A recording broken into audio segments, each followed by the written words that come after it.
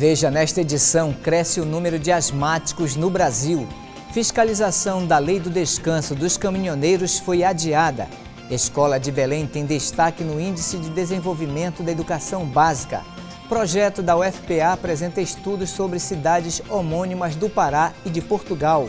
Produtores de maniçoba intensificam os trabalhos para garantir almoço do Sírio. Primeira coletiva do Sírio 2012 ressalta números, custos e planejamentos da festividade. As dicas para o final de semana na agenda cultural e o bate-papo musical com o pianista Leonardo Coelho de Souza. Nazaré Notícias desta sexta-feira, 14 de setembro, já está no ar.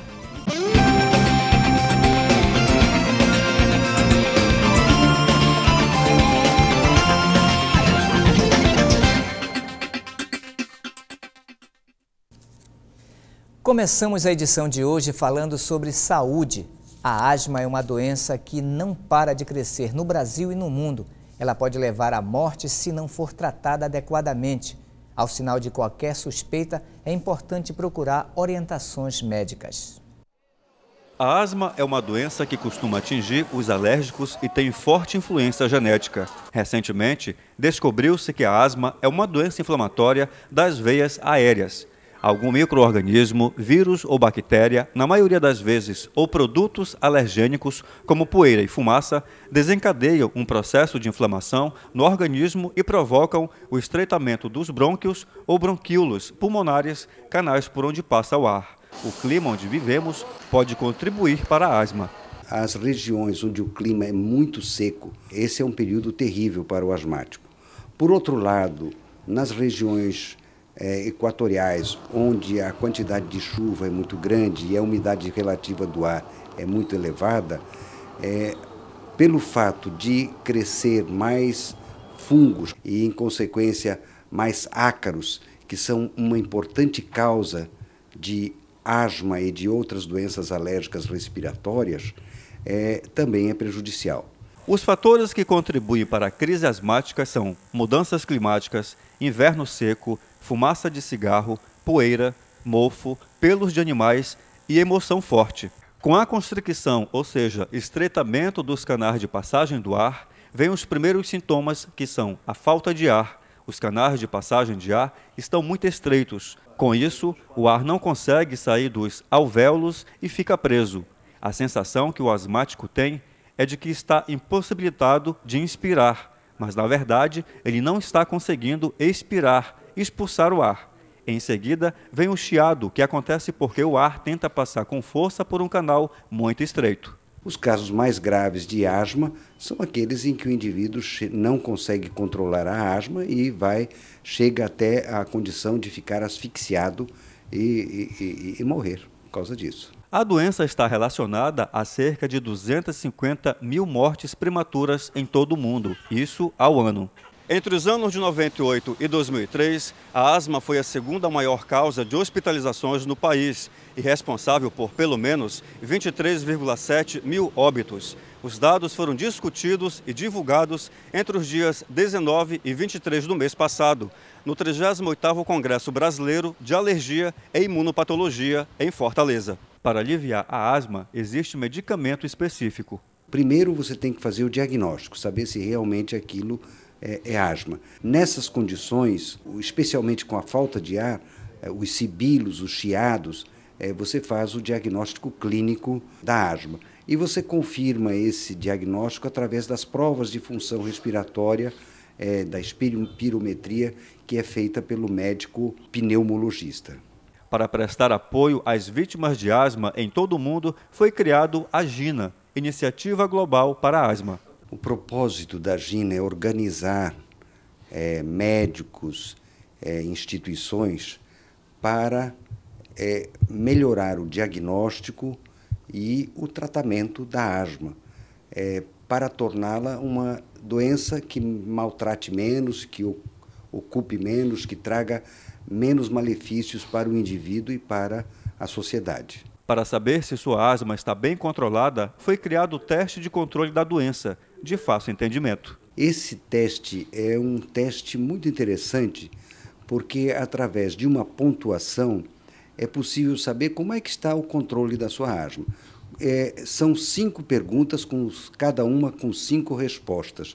Quando o número, a soma dessas respostas, for 25, indica que o indivíduo está com a asma completamente controlada. Esse número, conforme ele vai baixando, e ele às vezes fica inclusive abaixo de 10, são casos importantes de asma que precisam cujo controle precisa ser melhorado. E agora vamos falar de greve. Cerca de 60 mil universitários estão sem aulas aqui no Pará. O número aumentou nesta quinta-feira, quando professores da UEPA entraram em greve. As outras 3 instituições públicas de ensino superior vão completar 4 meses de paralisação. Hoje, professores da Universidade Federal do Pará fazem nova assembleia. Cerca de 30% dos professores já defendem o retorno às aulas. Segundo o Ministério da Educação, a Universidade Federal do Oeste do Pará continua sem indicativo de retorno e a Universidade Federal Rural da Amazônia sinalizou que pode voltar às aulas no próximo dia 17. A fiscalização da Lei do Descanso dos caminhoneiros foi adiada por mais 6 meses. A medida foi aprovada durante reunião do Conselho Nacional de Trânsito, que concluiu que antes da fiscalização é necessário fazer um mapeamento das rodovias federais. A repórter Larissa Cristina tem mais informações. Marcos, em 6 meses deverá ser divulgada uma lista das estradas que deverão se adequar à nova lei. O adiamento do cumprimento da chamada Lei dos Motoristas foi definido a partir dos primeiros dias desta semana em que a medida passou a valer. A lei definiu que os motoristas de caminhões devem descansar 30 minutos a cada 4 horas trabalhadas, além de terem direito ao intervalo mínimo de 11 horas ininterruptas por dia. Na prática, os responsáveis pela fiscalização do cumprimento da lei constataram que as rodovias brasileiras não estão preparadas para a execução da nova norma. Uma das situações identificadas foi a ausência de locais de parada para o repouso dos caminhoneiros. Para o governo federal, esta lei visa reduzir os riscos de acidente nas estradas. Larissa Cristina para o Nazaré Notícias. E vamos voltar a falar de greve. A empresa brasileira de Correios e Telégrafos protocolou pedido de dissídio coletivo no Tribunal Superior do Trabalho em Brasília. A empresa se antecipou às assembleias dos funcionários convocadas para decidir sobre a realização da greve. As assembleias estão marcadas para a próxima terça-feira e, de acordo com a nota dos Correios, o objetivo de acionar o TST é garantir a normalidade do atendimento da população. No documento, a ECT requer a intermediação do tribunal e a renovação do acordo do tribunal relativo à paralisação de 2011, que teria validade por 4 anos. A greve começou nos estados do Pará e Minas Gerais. Uma escola localizada no bairro do Reduto, em Belém, foi destaque no Índice de Desenvolvimento da Educação Básica, o IDEB. Os alunos da escola tiraram a melhor nota das escolas públicas da capital. Nossa equipe foi conhecer a escola Benjamin Constant. As salas são todas climatizadas. As paredes limpas mostram o ambiente da escola Benjamin Constant. Aqui estudam 490 alunos no nível fundamental e médio. A qualidade do ensino atrai jovens de toda a cidade. O ensino daqui é bastante diferente da escola, pois aqui a gente tem várias atividades diferentes, pode ter aula em campo, então tem aula de educação física, normal mesmo, né? Mas só que a gente pode escolher o que a gente pode fazer ou não, né? A escola possui quadra esportiva coberta, sala de educação física e biblioteca. Foi a melhor nota no IDEB entre as escolas públicas de Belém. A gente faz uma mesclagem entre as atividades que são desenvolvidas na sala, isso requer planejamento conjunto entre os professores, né? E também ações esportivas, isso também incentiva bastante a participação dos alunos, isso também incentiva a aprendizagem deles. Então, na verdade, é um conjunto de ações que faz com que os alunos fiquem mais motivados. A prova foi aplicada em 2010 para os alunos da 8ª série. Bom, a prova foi uma prova mediana, não foi muito fácil, também não foi muito difícil. Na época eu estava na 8ª série, já tinha 2 anos aqui na escola. E graças à preparação dos professores, foi uma boa prova. Localizada no bairro do Reduto, a escola tem capacidade para atender cerca de 800 alunos. Até o ano passado, a escola apresentava sobra de vagas. Havia dificuldade em fechar as turmas. Os professores acreditam que o fato ocorria devido à localização da escola. Mas este ano, a procura por matrículas já cresceu 40%. Em 2012, a escola também adotou o regime integral. Os alunos entram às 7h30 da manhã e saem no final da tarde. Recebem 3 refeições por dia. Aliado às atividades, o empenho dos professores incentiva os alunos. Eu fazia a 7ª lá na outra escola e eu acho que o ensino aqui é bem mais forte, prepara para o vestibular, ajuda muito, assuntos que é para a gente dar no primeiro ano, a gente já está dando na 8ª, entendeu? Já prepara o aluno para ir para o primeiro ano, para não ficar muito perdido, entendeu? Ética social e política, cidadania moral e ética são as 2 disciplinas que passam a fazer parte do ensino médio e fundamental do país. A medida foi aprovada pela Comissão de Educação, Cultura e Esporte do Senado em decisão terminativa e não precisará passar pelo plenário da Casa.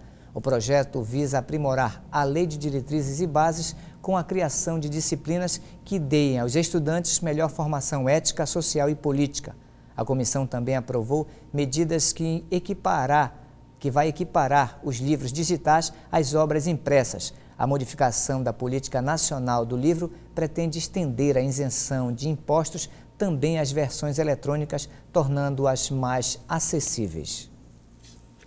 O estado do Pará tem cerca de 80 municípios com nomes iguais aos de cidades em Portugal. Um projeto da Universidade Federal do Pará produziu um material que apresenta o resultado de um estudo feito sobre as realidades das cidades homônimas nos 2 países.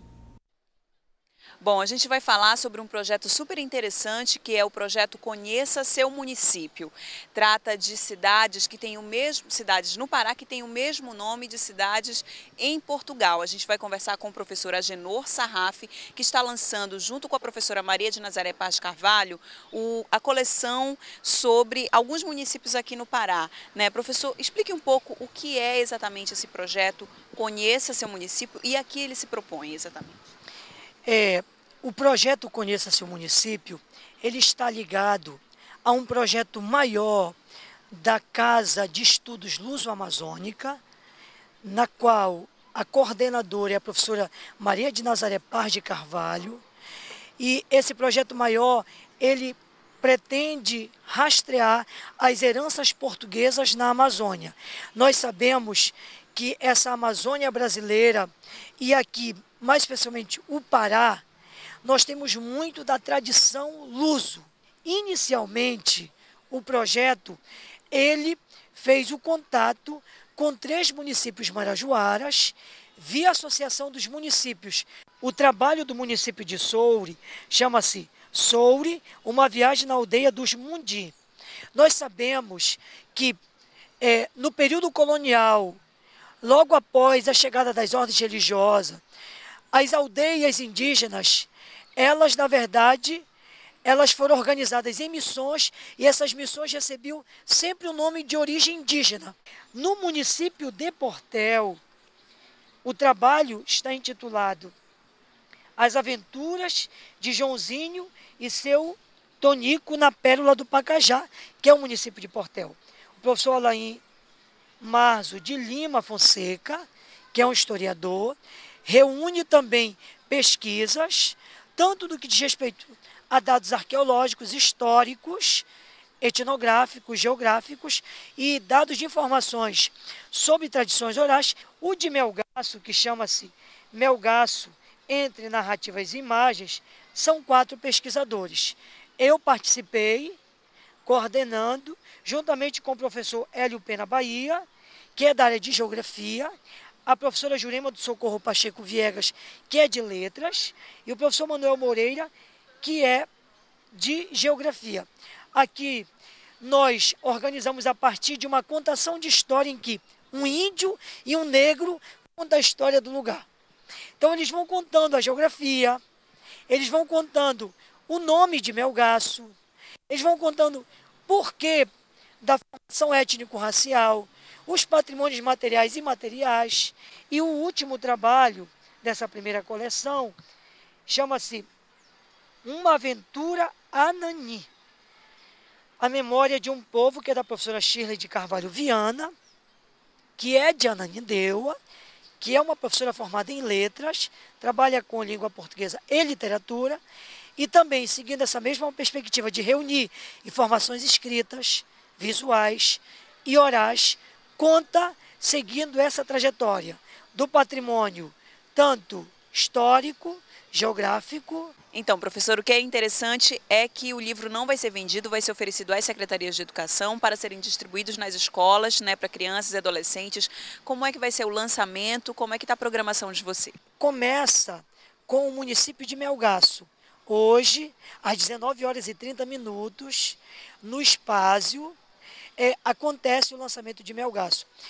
Ao longo do mês de setembro, será lançado em Ananindeua, será lançado em Portel e será lançado em Soure, para que as secretarias de educação, as escolas e as bibliotecas municipais e escolares possam receber um exemplar e os professores possam trabalhar o material. Tá certo, professor. Muito obrigada pelas suas informações e pela sua entrevista. Marcos, é com você. O Programa das Nações Unidas para Assentamentos Humanos lançou uma nova ferramenta para medir os progressos das cidades. O Índice de Prosperidade da Cidade avalia 5 dimensões: produtividade, infraestrutura, qualidade de vida, igualdade e sustentabilidade ambiental. Segundo a ONU Habitat, o objetivo é ajudar os gestores públicos a criar políticas de intervenção nos municípios e identificar oportunidades e áreas potenciais para a prosperidade. O programa também lançou um novo relatório sobre o estado das cidades mundiais. O documento ressalta a necessidade de uma melhor noção do desenvolvimento que vai além do crescimento econômico e que esteja centralizada nas pessoas. O Índice de Prosperidade também medirá a capacidade dos municípios em estimular a criação de emprego local, promover a diversidade social e manter um ambiente sustentável e reconhecer a importância dos espaços públicos. E você acompanha ainda nesta edição: produtores de maniçoba intensificam os trabalhos para garantir almoço do Círio. Primeira coletiva do Círio 2012 ressalta números, custos e planejamento da festividade. A dica para o final de semana na agenda cultural e o bate-papo musical com o pianista Leonardo Coelho de Souza. Com o Círio se aproximando, o comércio fica cheio de produtos típicos da época. No gênero alimentício, os produtores de maniçoba intensificam os trabalhos para garantir o prato na mesa dos paraenses. Na panela, a Maniva cozinha. São pelo menos 7 dias de fervura para a folha perder um ácido venenoso. Elza produz maniçoba há 15 anos. Sua maniva é feita da folha da macaxeira para dar um gostinho especial. Mas o segredo do sabor ela sabe bem. Gostar de cozinhar, né, e o amor. E sem falar que outubro é o mês que a gente está pensando, né, em homenagear a Nossa Senhora. Então, com o almoço, a gente tem que preparar esse almoço com amor. A maniçoba surgiu com uma oportunidade quando ficou desempregada. Hoje ela produz a comida o ano inteiro, mas é neste período que a venda aumenta. A partir de setembro, a procura cresce até 80%. Satisfação, né, de que o trabalho que eu faço, de que o preparo da comida que é feito dessa forma é aceito pelas pessoas, gostam, então isso é gratificante para mim. Sozinha ela prepara tudo. Primeiro ferve a maniva crua por um dia. Depois passa para a panela de pressão por mais 3 dias. Adiciona os ingredientes que são cozidos à parte.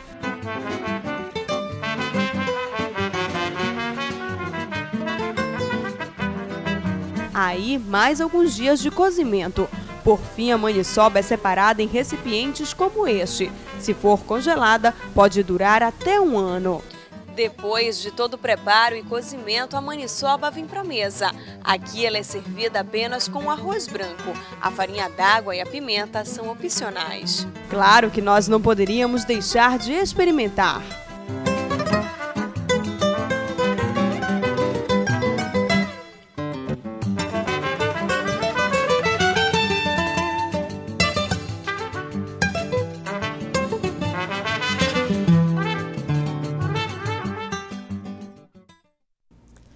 O Papa Bento XVI chegou ao Líbano nesta manhã para pedir paz no Oriente Médio em meio aos conflitos que atingem a região. O Santo Padre foi recebido pelas principais autoridades libanesas e por líderes cristãos e muçulmanos. Em coletiva à imprensa durante o voo, Bento XVI pediu o fim da entrega de armas da Síria, criticou o fundamentalismo religioso e elogiou a Primavera Árabe. O Líbano é o país com a maior porcentagem de população cristã no Oriente Médio. São 40% dos 4 milhões de habitantes. Esta é a 24ª viagem apostólica internacional de Bento XVI. A visita ao Líbano durará 3 dias. Nesta manhã aconteceu a primeira coletiva de imprensa oficial do Círio de Nazaré 2012. A diretoria da festa e o DIESE falaram sobre os números, custos e o planejamento da festa. A repórter Patrícia Nascimento tem mais informações. Marcos, um dos principais pontos apresentados pela diretoria da festa e pelo DIESE aqui na primeira coletiva de imprensa oficial do Círio de Nazaré 2012 foi a questão da campanha contra o corte da corda. A gente vai conversar com Kleber Vieira, que é o diretor-geral da festa. Kleber, qual a importância dessa campanha? Vocês estão com alguma estratégia nova para esse ano? A campanha ela está sendo feita, está sendo trabalhada por nossa agência, fazendo uma campanha ampla, avançando naquilo que foi feito ano passado, demonstrando para o povo, para o promesseiro principalmente, que é quem cortava essa corda, a importância dela estar atrelada à berlinda. Ano passado ficou provado que ela pode sim estar atrelada e chegar cedo na Praça Santuário. Pelo contrário, ela enquanto estiver atrelada, ela vai andar mais fácil do que se ela estiver cortada, por todo o estudo que foi feito desta corda. E a importância do almoço do Círio, que a gente tem batido nos últimos anos. Ela é tão importante quanto a procissão, pela união da família, pela reunião das pessoas em torno da mesa, a importância que ela tem também no almoço do paraense. Agora, foi passado dados a respeito do crescimento, do aumento do número de turistas. Você falava das romarias que acontecem em outros estados do Brasil, né? Aqui você atribui esse aumento do número de turistas. Essas romarias contribuíram nesse sentido? Sem dúvida nenhuma. Em 2013, observando no gráfico apresentado, cerca de 39 mil turistas vieram ao Círio, em 2003. E este ano a expectativa, ou seja, de 76 mil turistas. É um crescimento fabuloso. E observa-se que depois de 2003 foi justamente quando a imagem peregrina começou a viajar, começou a peregrinar em outros estados. E isso, sem dúvida nenhuma, divulgou o Círio, divulgou a beleza, divulgou a fé do povo paraense e fez com isso que essas pessoas busquem Belém, venham a Belém para conhecer o Círio no segundo domingo de outubro. Tá certo, Kleber. Muito obrigada pelas suas informações. Patrícia Nascimento para o Nazaré Notícias. A UFPA divulgou o edital do processo seletivo 2013. Este ano o exame terá 2 fases. A primeira corresponde às provas do Enem 2012, que serão aplicadas nos dias 3 e 4 de novembro. E a segunda será realizada no dia 9 de dezembro. Para o vestibular de 2013, serão ofertadas mais de 8.500 vagas. Também haverá a criação de 2 vagas extras destinadas a estudantes de origem quilombola em todos os cursos de graduação do processo seletivo. Em Belém, 2 cursos novos também foram disponibilizados: Tecnologia de Produção Multimídia e Engenharia Biomédica. E os campos do interior terão 3 cursos novos. E você acompanha agora a agenda cultural para o final de semana. A exposição Aquarela sobre fotografia reúne fotos curiosas resultantes de um trabalho na Amazônia, feito durante 15 anos, em exposição até o dia 29 de setembro na Camaracó Galeria, de terça a sexta, a partir das 3 horas da tarde e aos sábados de 10 da manhã a 1 da tarde. A entrada é franca. Na última etapa do Sonora Brasil, os músicos do Trumvica e Grupo trazem um pouco da cultura nordestina a Belém. O show acontece às 7h30 da noite neste sábado, no Centro Cultural Sesc Boulevard. A entrada é franca. Gosta de jazz? Neste final de semana, a Estação das Docas reúne vários artistas do ritmo em apresentações sempre às 6 da tarde e às 8 horas da noite. De hoje até domingo, nas orlas 1 e 2, a entrada é franca.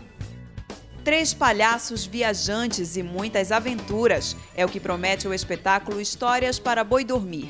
Contação de histórias e diversão neste domingo, às 10h30 da manhã, no Mangal das Garças. A entrada é franca. Os restos mortais do ex-governador do Pará, Magalhães Barata, foram retirados do memorial localizado no bairro de São Brás, em Belém.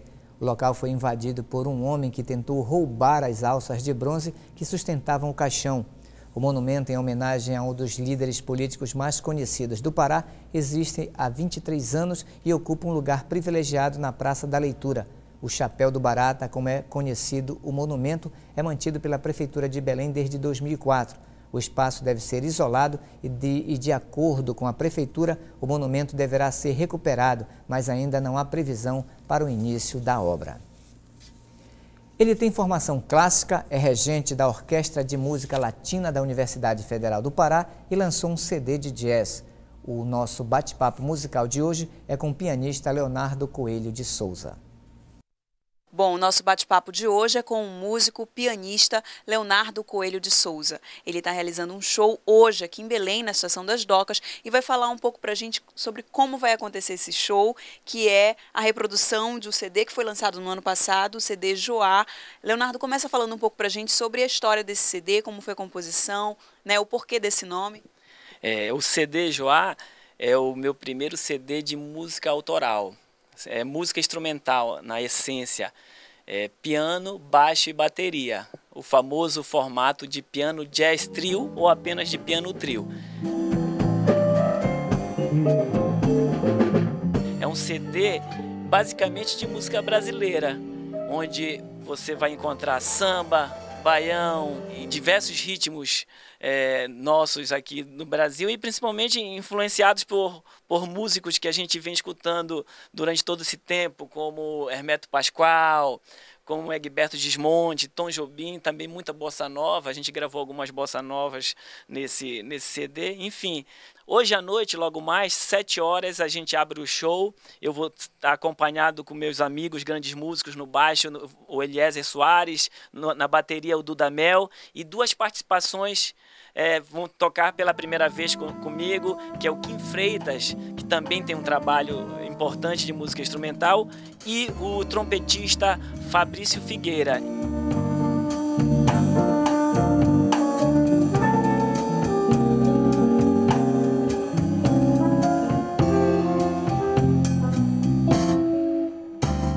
Nós vamos fazer vai ser um quinteto que vai estar tocando muita música brasileira. Então queria convidar a todos, logo mais na Estação das Docas, 19 horas, música na orla. Então o pessoal pode esperar música de qualidade. Com certeza, para escutar, para curtir e pode dançar também um pouquinho, que eu acho que vai mexer um pouco com o pessoal. Tá certo. Muito obrigada, Leonardo, por essa entrevista. O Nazaré Notícias fica por aqui. Tenham todos um excelente final de semana e até a segunda-feira.